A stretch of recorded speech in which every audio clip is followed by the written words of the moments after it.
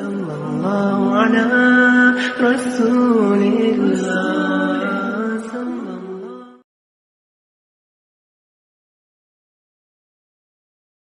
یہ آپ نے پوچھا کہ نمازی کے آگے سے کتنے فاصلے سے گزر سکتے ہیں. یہ مسئلہ بڑا طویل ہے. بظاہر تو آپ کو یہ بہت چھوٹا لگ رہا ہے، لیکن یہ مسئلہ بہت طویل ہے.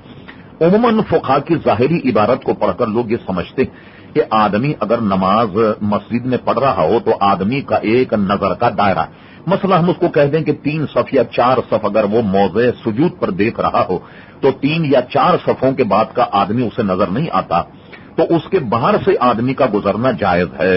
لیکن اگر آپ اس میں دقیق نگاہ سے دیکھیں تو یہ مسئلہ جو ہے مسجد کبیر کا ہے. دنیا میں جتنی مسجدیں پچھلی صف میں بھی اگر کوئی آدمی نماز پڑھ رہا ہو تو قبلے کی جانب سے بھی کوئی آدمی نہیں گزر سکتا کہ یہ مسجد کے کبیر کے حکم میں نہیں. اعلی حضرت فاضل بریلوی رحمت اللہ تعالی علیہ سے یہی مسئلہ جب پوچھا گیا کہ صاحب مسجد کبیر کی تعریف کیا ہے، تو اعلی حضرت فاضل بریلوی نے اپنے ملفوظات میں جواب دیا کہ مسجد کبیر دنیا میں ایک ہی ہے، اور وہ خوارزم میں ایک مسجد ہے کہ جس کے 16,000 ستون ہیں، یعنی اس کا ایک ربع جو ہے وہ 4,000 ستون پر مشتمل ہے. تو امام اہل سنت فرماتے ہیں کہ فقیر کے نزدیک یہ مسجد کبیر ہے، اور اس کے علاوہ فقیر کسی کو مسجد کبیر نہیں گردانتا.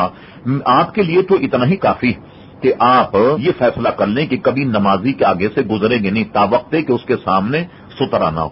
سترے کی تعریف ہمارے امام اعظم ابو حنیفہ کے نزدیک یہ ہے کہ یہ جو کلمے کی انگلی ہم کہتے ہیں ہاتھ کی، اتنی موٹی کوئی لکڑی ہو اور اس کی لمبائی 1 ہاتھ ہو، اگر یہ نمازی کے سامنے ہو یا اس جیسی کوئی اور چیز، تو اب گزرنے والا گناہگار نہیں ہوگا. صحابہ کرام علیہم الرضوان کی عادت تھی کہ جب وہ نماز پڑھتے تو اونٹ کا کجاوا اپنے سامنے رکھ دیتے، اور اس کی اونچائی جو ہے وہ 1 ہاتھ ہوا کرتی.